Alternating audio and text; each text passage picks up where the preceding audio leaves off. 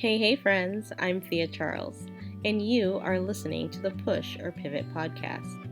In this series, we discuss the path someone chooses when they are at a crossroads of their life. Do they push through the adversity, or do they stop, reassess, and pivot? In this episode, we spoke with Dr. Alice Kerby. She is a doctor of physical therapy, health consultant, somatic experiencing practitioner in training, and host of Beyond the Pink Cloud podcast. Dr. Alice is also a sober woman and an advocate for teaching sober and sober curious women tools to help regulate their nervous system. All right, welcome, Dr. Alice. I am so excited to have you today. You have such an amazing story. Just from reading about it, I was like, I need to hear more. So without much further ado, welcome, Dr. Alice, and I'd love if you could tell us a little bit about yourself. Yeah, thank you so much for having me. It's a pleasure to connect and get to come on your show. Thank you. Yeah, thanks for being here. So I'm Dr. Alice Kerby. I'm a doctor of physical therapy, and I'm also a somatic experiencing practitioner in training. Somatic experiencing works with the nervous system, and so it's a form of nervous system regulation and resiliency, and most of all, trauma healing. So I'm in my intermediate year of training for the 3-year program, so I'll have one more year after this one for that. And I also have a pretty eclectic background. I think I traveled a lot in my 20s, and I studied a lot of alternative healing methods. So I was in a massage school way up in the mountains in Northern California called the Heartwood Institute. And there I studied Chinese medicine and polarity therapy and meditation. I used to go and do these 10-day Vipassana meditation retreats back during that time as well, where you'd go and sit in silence for 10 days. And, Wow. I guess you learn about yourself doing that. Uh-huh. And sometimes now, like in my busy life, that sounds pretty heavenly to just go and have 10 days of silence where you meditate and walk. So I did a lot of these things in my 20s, like different alternative healing practices. I did a lot of traveling. I was a flight attendant for a while. I always just really loved to travel. Uh-huh. And then, sorry, is this too much of a story? Oh, Should no. I? No, Okay. awesome. I didn't know Okay, that. Cool. Yeah. And so I was like I said, a massage therapist and doing some holistic health type work. And I worked a lot with Western nutrition, a little bit of the Chinese medicine and the Chinese medical system, which works with like meridians. And I use something called the 5-point theory, which I don't know, it's a different system but it's been a really nice background. And then when I was about 30, I decided like I really wanted to expand my scope of practice. And I had this bug in my head where I was like, I really want to be a doctor. Like, what's the best way that I can do that? So for a long time, I thought I wanted to be a DO, like a doctor of osteopathic medicine, which is it's almost the same as an MD, but you actually get more training. But they tend to be a bit more like holistic practitioners.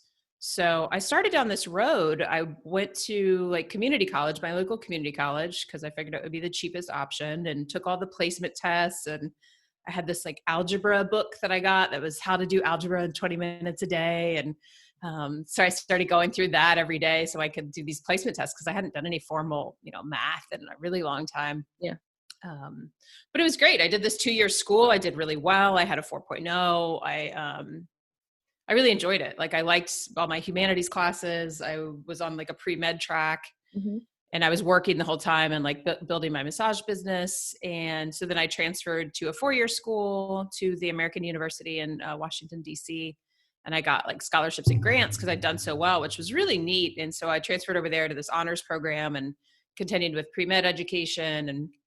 And somewhere like along, I was majoring in something called health promotion, which is a lot of like health sciences, health policy, how the mind works. Like, how do we actually get people to adopt behavior changes? So we learned a lot of different like models and theories of how do we get, people to do these different behavior changes, which has been interesting because the work I do now works a lot with behavior change and creating new habits, and how do we form new habits and have them actually last and stick. So I pull on some of that. But I decided somewhere in that time period that Western medical school wasn't for me. That wasn't what I wanted to do. I took the MCAT, and I was doing my med school applications, and I just like felt really strongly that's not what I wanted to do.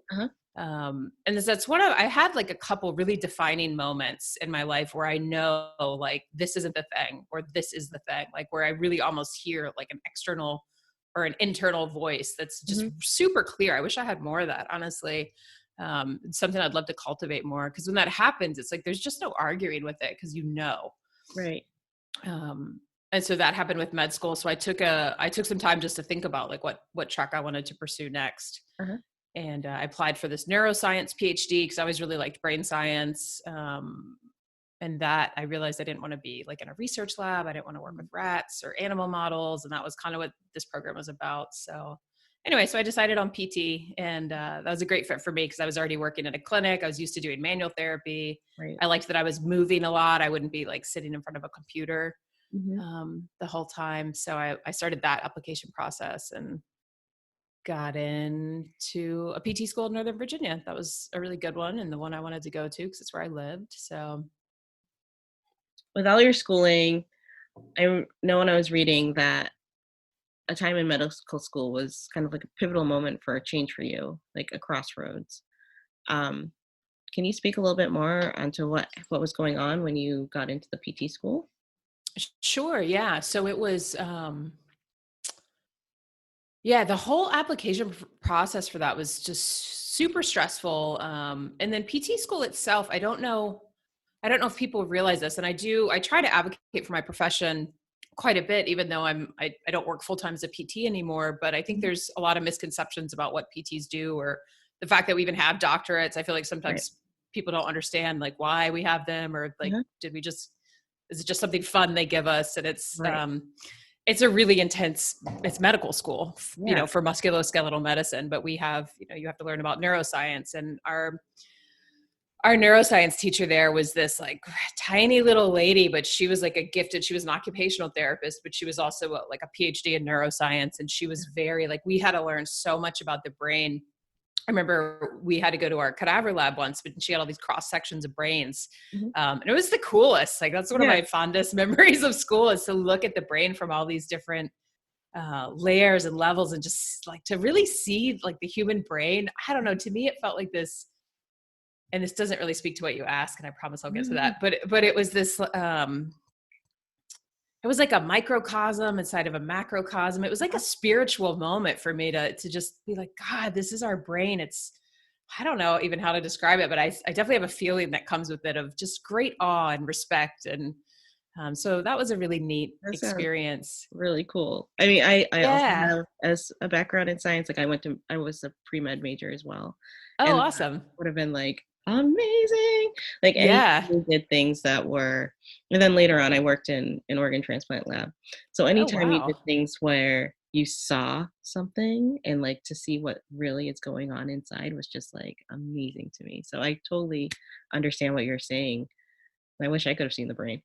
Yeah. I know some I'm people are jealous like, that actually. sounds gross, but yeah, it was so cool she had that hooked up for us. So that was really neat. But then I remember so this is when I started drinking a lot more. Okay. And so part of my push or pivot really comes in around alcohol and alcohol abuse for me. But like school was super intense, and it was cool stuff like that. And I love the subject matter, and I really love learning, but it was, like 10 times harder and more information than undergrad. And I've always been like, I've always taken to school pretty well. So I haven't ever had to work like super, super hard, I guess. I mean, I'm a hard worker, but it's like I do well in school. It's Yeah. something that makes sense to me. I guess I'm an academic type mind or something. Yeah. I don't know. I don't mean that to sound conceited or No, it anything. doesn't sound It's conceited. I also can relate to that as well, where school came really, good. came easily. And then when things Hmm. got harder, it's like, what is this? Yeah. Yeah. It's kind of like your whole, like your being and like how you think of yourself kind of changes. At least that's how it was for me. It's like, what's going on? Definitely. Yeah. Definitely. Because all of a sudden you're around a bunch of really smart people, and people that maybe have better study habits, and people that are more organized. And I think it was those little things for me that were just like these constant stressors of, how do I have my notes like organized really well? And how do I, get into these study groups? And Hmm. I was like 10 years older than most of my peers in that program. There were a couple other people in their 30s, but everybody was almost like in their 20s and maybe just out of college, or maybe they'd taken a year off. So I felt sort of disconnected from my peers. Hmm. Um, But so, we made it through, and I had friends in a study group and it was kind of working, but I was definitely drinking a lot to resolve some of the anxiety that I had. Mhm. And like on some levels, it was kind of normalized in this environment because we were a grad program. And so after we take exams, everyone would go to the bar, and it was, people again in their 20s that were kind of, we'd work really hard and then play really hard. And, Mhm. and that was, kind of fun. And, but in my last year, I think for me, that's when things really came to a head. I was in my last clinical rotation. We have to do like internships where it was like 3 months long. We had to do three of them, and then you don't get paid, but you have to show up and do a really good job and all this, you can graduate. And so my last one was just incredibly difficult for me. And it was this placement that I'd asked for. I was in this neuro rehab facility. Clearly I really like the brain. And so I Yeah. liked neuro rehab and wanted to learn more about it. Mhm. But it was these 10-hour days, and my clinical instructor is a brilliant, wonderful woman, but we didn't quite see things the same. Yeah. And um, it was just really hard for me. And I don't think it was anything really she did. I think maybe our personalities weren't the best meshed, but Mhm. if I encountered someone like that now with how I am now, I'd be much more adaptable. But then I just felt like I was running into a wall. And I had moved to so it was in DC. I was in Northeast DC, and not the best part of town, but it was kind Mhm. of cute and kind of changing. But it Yeah. was a lot of we had a lot of like drug addicts, a lot of homeless people in Mhm. there, people with different neurological pathologies that would come to the center for rehab. Yeah. But I would get up and walk there every day, and I wasn't sleeping. I would get maybe 2 to 3 hours of sleep at night because I had horrible insomnia and just Mhm. horrible anxiety. Like I couldn't I'm trying to like think how to describe it. It was like I couldn't function outside of this cloud of like heavy, constricted, tight, like just Yeah. super stressed all the time. Like I was operating on this like really high vibratory Mhm. level, not a good one. Um, so I continued to try to self-medicate with alcohol. Like Yeah. there was a store like on my way home from this clinic. I would walk like Mhm. I think it was like a mile or 2 miles or something, but it was summer. So it was kind of nice to be out and walking. Yep. But on the way home, I would stop at this liquor store and buy like a bottle of cheap white wine and put it in like this big cup and then drink that on my way home. And Uh-huh. then, once I got home, I would either go out to this little bar that was up the street and drink more, or I would go buy more at another liquor store. Mhm. And I was just kind of like loosey, like too loosey goosey. I was always around my neighborhood talking to Uh-huh. people. One night I'd been out and I was like drinking. I think I was high, smoking weed. And then in the 2 block walk home from this Mhm. bar to my house where I lived, like I was essentially robbed, not like by gunpoint, but I Yeah. was so not paying attention that people were like taking all of my things out of my purse. I had like Wow. $200 cash. I think my passport was in there because I'd lost my license on some other Mhm. escapade. Right. And it was so stressful. Like this, so I didn't have ID. I didn't have my house keys. Like I ended up sleeping in this abandoned like building, like a construction site that night, like Oh my with all goodness. these like homeless people. And I mean, thank God nothing happened to me, Right. but it was like shit like that, like behavior Yeah. that just is like just stupid, and there's no sense in it. But that was I say that and I share that story because that's kind of the Yeah. level where my drinking was, where stuff like that was starting to happen more and more. And I Okay. would constantly like lose things, have stuff stolen. Mhm. um and alcohol was just always the thing I would look for to like, how do I get through the day? How do I feel better? And I didn't really have any other great tools or resources. Even though I had this vast education from when I was Mhm. younger of like knowing how to meditate and knowing some of these alternate Mhm. like healing methods like Qigong that I'd learned with the study of Chinese medicine. Yeah. But it was like, I couldn't translate that to my current situation. Mm. Mhm. Um, so so it was really tough. And I had at that rotation one day, I had a lady who was I think she had a diagnosis of schizophrenia, and she'd had a stroke, so she had a limp. But she was kind of this like cool cat lady in the Yeah. neighborhood. Uh-huh. And she was like, one day, I'm at work, and she's like, "Honey, let me talk to you for a second." And I was like, "Okay, what's up?" And she's like, "Oh, do you drink? Because it's coming out your pores." And I was like, "Oh fuck! Like Oh, I'm at work. Like this is my license and my right. career that I've spent all like a decade on, and I have a patient who's maybe not quite in her right mind. I mean, some days she was and some days she wasn't. Like, and Yeah. this isn't anything against schizophrenic. This is this Right. one person's presentation. Uh-huh. But that was really like, I remember my blood just ran cold. Like I literally just felt a wave of cold go through my body. And I was like, fuck, like, Mhm. so, So then um, this kind of just happen gradually over time, or did it just like how did it? Yeah, it did. And I think this happens a lot for alcoholics or Mhm. for, people even that, as I work a lot now with sober women, but I think even people that don't identify as alcoholics and maybe identify more as like a gray area drinker, they'll Mhm. start to see this progression of just how alcohol is showing up in their life a little bit more. And maybe it doesn't get as extreme as what happened with me. Maybe it's more extreme. It's Yeah. different for everybody. And I don't think this thing of like, you have to hit a bottom to change. I think we should really get rid of that vernacular. Some Mhm. people do, but I wouldn't wish that on anyone. Mhm. But I think that progression is kind of what happens because it's an addictive substance and it's a progressive disease. So, maybe you start having a glass of wine at night, like after you have a baby. I work with a lot of women where this is kind of their story. Mhm. And then it becomes 2 glasses and then it's a bottle. And then, so it's like that slippery slope really and that's how it was for me too. It was like, oh, alcohol's fun. And this is what I like do for fun. And then it's like, oh, I have friends that's all we do is drink. Yeah. And then when those friends are telling me like, hey, you drink too much, which is something that happened, then it was like, let me go seek out other Yeah. friends or other people I can just go to the bar and be around. And, Mhm. um, but it was like my life was sort of crumbling apart in different areas. And it was Yeah. all like, whether I saw it then or not, it was all related to this like overuse of alcohol.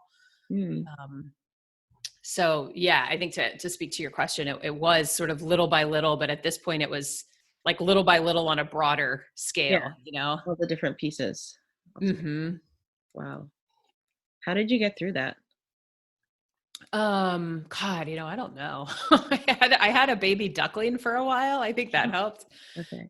My sister had a farm and I had this like little disabled duckling that I would carry with me everywhere. And I would like Uh-huh. put him in my bra, or it was a girl. I called it a Yeah. boy, but it was a girl. We found out later, and like bike around DC and take it Uh-huh. out to the bars. And, but it gave me something to like care for and Mm. check in on. So I don't know if that actually helped me get through it, but I think it was helpful to have like a little furry buddy Right. that I had to go take to the park. And I was like Yeah. trying to fix its hips because I had some kind of dysplasia and they couldn't walk.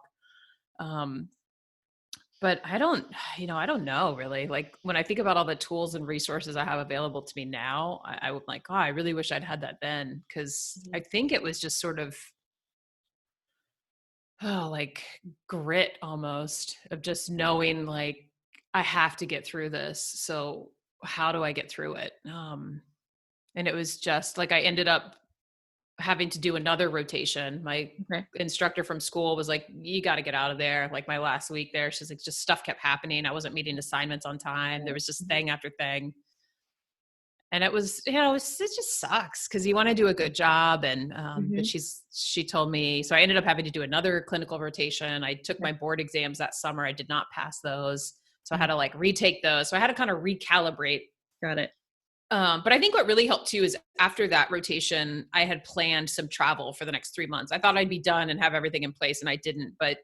And I remember talking to this woman who was my representative from school, and she's like, "Well, this needs to come first." And I'm like, "I need this time, like, because Mhm. this is really what I need." And that was another one of those sort of very clear things where I'm like, "Look, of course, I value my education and I want to make this work, but I have this time planned. Like, I need it." And so I took, I was in San Francisco for a couple of weeks. I was a nanny. Uh-huh. Um, my friend like usually nannied, and then she was going to Brazil. So she's like, hey, come here and you can house sit for my friend and you can watch these babies for 2 weeks and make a little money and just get out of your zone and be in a great Yeah. city. And I think that really helped, just Mhm. caretaking little babies for a couple weeks, Yeah. walking around San Francisco. I would just take all the babies out for walks and to the park, and they Mhm. would sleep in the carriage. I had a little app that played a Yeah. music, and and I was still drinking definitely, but it was like some of that pressure was able to melt away. Mhm. I did a backpacking trip in Hawaii with a friend, and actually almost got really sick from alcohol poisoning on that trip, Oh. which was pretty scary. That was pretty scary because we were in the middle of nowhere and like I couldn't keep food down, and I was like Oh my goodness. vomiting and had diarrhea because I'd been drinking so much whiskey. Yeah, it's Oh, just wow. dumb shit, like Yeah. sorry to curse. That's right. But I think having that buffer of time, I actually met my partner in San Francisco during that time. So that was nice. I had like a new love, and that kind of Right. gave me, I don't know, it just sort of bolstered me to be like, okay, I can get through the rest of this. And Wow. my school was great at working with me and not just saying like, hey, you failed, get out. They're like, let's give Mhm. you another chance. You've Yep. got to go through another 4 week of free work. You're not going to be able to practice. And I'd already had a job lined up. So that was like stressful. But in hindsight, I realized what a gift that was, that Yeah. they worked with me really and were like, take this time and come back and let's get everything done by the end of the year. And I really want to just acknowledge you just for like listening to yourself and realizing that you needed that break. So much. That's really amazing. And I'm just noticing in the similarities that it nearly seems like when you had the duckling or when you had the children, like when you had things to like bring you back to taking care of someone else and even finding that Mm-hmm. partner, it just seems like things kind of opened up for you from there. Yeah, definitely. It took some of the pressure off, I think, Yeah. from being in this high, like performance type state. Uh-huh. I think, yeah, having some of those softer things in life really help. It just helps create that balance. You know, I think I'm a high achiever. I like performing. I like doing stuff. I like Yeah. projects. But yeah, when it's just that and it's that with like where it feels like someone's chasing you, I think Mhm. as much as you can build in time for the other, it just helps your system to like regulate a little bit more, Yeah. and have more of this like ebb and flow. Cause like as humans, we're not really meant to be in this constantly high stress state all the time. It's really dysfunctional for our nervous system, creates all kind of health problems. Mm-hmm. And that's what I work with and talk about now really. Cause of having had this experience, I have the felt experience of it as Uh-huh. well as, you know, the knowledge to talk about it and offer alternate techniques, which is why I'm really passionate about working with And sober women. yeah, Yeah. I And don't know if you with I'd yeah, be stress and benefit for anxiety. for your clients to be able to know that you have not only are you talking about it in like a clinical sense, that you're talking about it in a personal sense that you can relate. Yeah. I think it's important. So I think the Um, human aspect. yeah, definitely. It just brings that level of like humanness into it. And that's why I'm really open with my story. And I don't ever worry about talking about, you know, alcoholism or being sober. Cause I think it needs to be a more prevalent conversation. I think there's a lot of people that are still have a lot of shame maybe around their drinking, or they're just Mhm. not sure what to do, or, um, you know, maybe it's unclear and they don't know. I've heard from some women recently that like I don't think I have enough of a problem to stop, but it's more, I think, let's ask the question, like, is it keeping you from living the life that you want, Mhm. or is it enhancing your life at all? And if you can answer those questions honestly, and it's not enhancing your life and it's keeping you from doing things, then maybe cut it out and see how you feel. Right. Is that what you Um, did? no, I really had a crash and burn. It was pretty bad. It was pretty bad. And you hear that a lot, Mhm.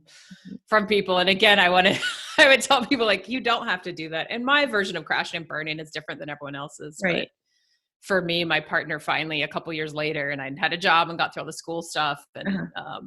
But I continued to drink, and we had moved to the West Coast and we were having problems because he's like, I can't, he's not a big drinker. And he's like, I can't take this, you know, you're Yeah. killing yourself with alcohol. And I just couldn't stop. And that's the thing with addiction too, is it's not a willpower thing. It's like your Mhm. brain gets changed, or you really can't, like, you wanted to you want to stop. I really Yeah. wanted to quit and I couldn't. Like it was so it was all I would think about. Like I knew what time liquor stores in my neighborhood opened. I knew how far all of them were. I knew, yeah, like when I could get little bottles if the liquor store were closed. I knew what time 7-Eleven opened. Like it was just crazy, like how obsessed with it I was. Mhm. Um, and so, yeah, that behavior was continuing. And he finally was like, I can't do this anymore, and left. And we were living together. And so that was a really big, huge thing for me to have this person that I thought was like just gonna love me no matter what, who was finally like, I cannot deal with your drinking. I can't deal with the behaviors that come from it.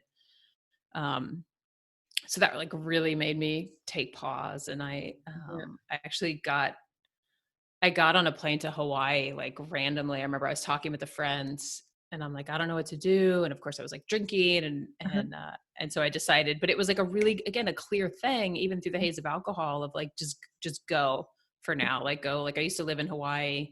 And so I have this real nice kinship with the island. It Yeah. feels like home. I have friends there. So I just bought a plane ticket and went, and rented a van and stayed over there for 3 or 4 days and continued to drink, but continued to really feel also like I was so sad. I remember just crying by this river, Mhm. by the Hanalei River. And like, you know, I think I had some big beer and I was trying to make myself eat. And heartbreak's so horrible Yes. anytime. It's like one of the worst things I think we can go through as humans. And then heartbreak coupled with this like thing, this giant, what felt like this giant looming thing staring me in the face of, you can't keep living this way. And, Mhm. um, I remember texting a friend of mine, one of my best friends, and was like, I think I'm going to die here. Like, I'm not suicidal, but I don't think I can come back from this. And that's really how I felt. And Wow. he's great. And he was my friend. And he's like, just pray and pray for, pray for some guidance. And he's like, you're going to be okay.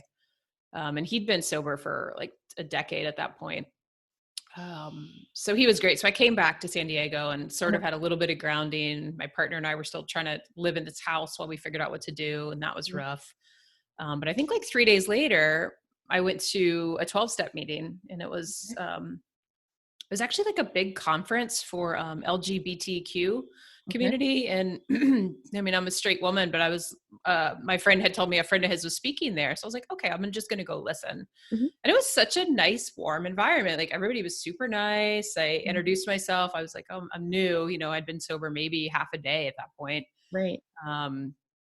But I listened to the guy's story, to the speaker's story, and like he was saying so many things that felt like my story. And I was like, oh shit, like I keep like 4 or 5 jobs too, so that if I call in sick to one, I'll have another job. And all of these things just resonated. And he talked about his own bottom, which he was trying to like drown himself in the ocean one day. And and then he talked about what his life is like now. And he's this amazing guy doing wonderful things and volunteering and has this great job. And I don't know, it just really struck me and resonated with me. And I had this understanding now that I could live a different life, and that maybe this, 12-step recovery program could help. So, so I went to a meeting the next day. I met people in my community. I remember reading like pamphlets about what alcoholics are. And I was like, oh shit, that's me. Like, and it was really like, it gave me hope, and it just helped me to see like, oh, I'm not crazy. I'm just an alcoholic. Like, I'm not this horrible, horrible person. Like I'm not this, and Laura McCowan in her book, We Are the Luckiest, says it so beautifully, where she says, you're not the most complicated person on earth. Like maybe this is just your thing that you got to work on and figure out how to adapt it, or change it so that it doesn't take over your whole life. So that was like 2.5, 2.75 years ago. And since then I started, it's great. It's the best life ever. It really is so much better. And I started the somatic experiencing work with a therapist, like right around that time. I think I saw her twice before I got sober, and I was a mess.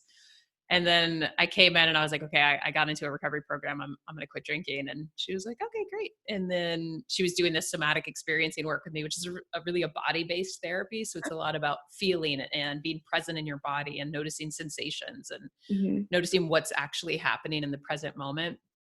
And for me, that was so instrumental in staying sober, because I realized that I could feel good in my body. And like, I would have these moments of like clarity and goodness and be like, whoa, like, I don't ever want to give this up. It makes me like, it's not worth returning to a substance. Cause like, I can like get to this place in myself if I just start, noticing and practicing some of these techniques.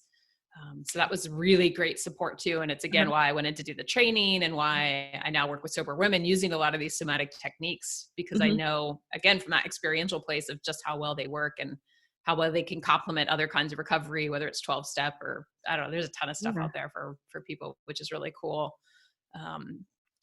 For people who want to quit drinking, or who identify as alcoholics, or who, don't, whatever, they just maybe want to have a different relationship with alcohol. There's so many neat ways for people to explore sobriety these days. It's not just like kind of the old school way, which is pretty cool.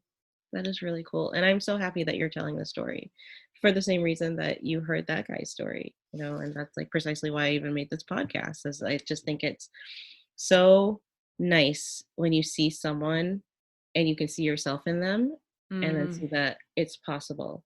Anything is possible. I just really love, that's like what I love to hear so much, is the possibilities on the other side. And that, maybe if I just came across your profile somewhere, I'd be like, well, look at Alice. She's a doctor. She's awesome. Like all this amazing stuff that's going on, but you don't know like the struggle or the things that shape that person to be who they are today, and how you are able to connect with your clients and to help people feel good in their body. Like what a gift. What a really awesome gift. Thanks. Thank you for offering a platform and for having me come on and share and talk about it. Oh yeah. This is really, really cool. It was nice to read about it, but hearing you say it was like, I know I wasn't saying much. I was just like, hey, listening, like, this is really cool. As long as it's not too boring for your Oh gosh, listeners. no, not at all. Not at all.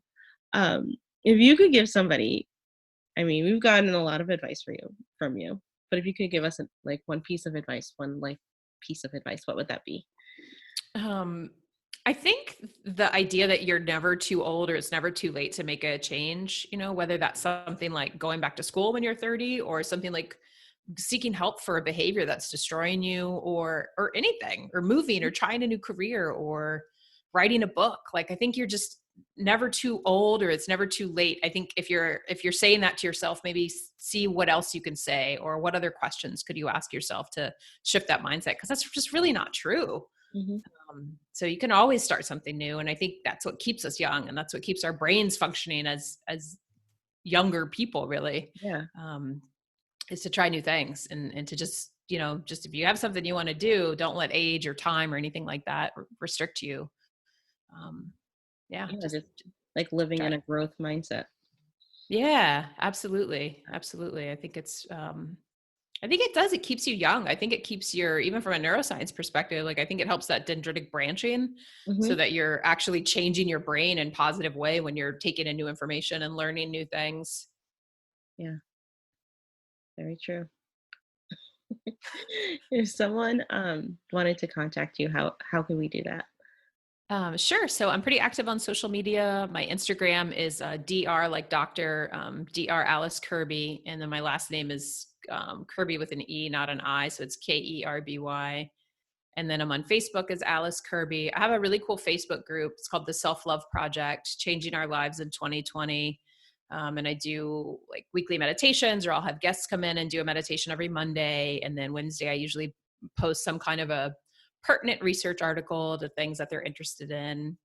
I had a self-love summit in there. So I had 5 days of guest speakers who were at the top of their career fields come in and talk about how self-love helped them, or how they use it. It was pretty neat. That was interesting. Yeah, that sounds so cool. So I do a lot of stuff in the group, and there's always like education pieces and guided things or guests coming in to talk. And it's just a nice community.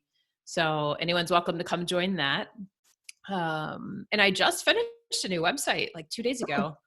Yeah. So that's KirbyMethodConsulting.com. Okay. And yeah, you can reach me on there. But social media, I'm pretty active. I usually go on there, if not every day, then pretty close to it, even when I try not to. I like going on there and talking about stuff. Well, in quarantine times, it's kind of nice too. Exactly. It's like other humans. Yes, people. Yeah. Oh my goodness. So we'll definitely have to put your website on the show notes. And thank you so much for being here. This was really awesome. And I'm sure a lot of people feel inspired. Oh, awesome. Thank you so much for having me, Thea. What did you take away from Dr. Alice Kerby's story? Are there changes that you'd like to make in your life? I'm Thea Charles, and I hope you gained insight from this story. If you'd like to learn more about the Push or Pivot podcast, visit us on Instagram at Push or Pivot or on the web at pushorpivot.com. Thank you for listening. Please subscribe and join me next time on the Push or Pivot podcast.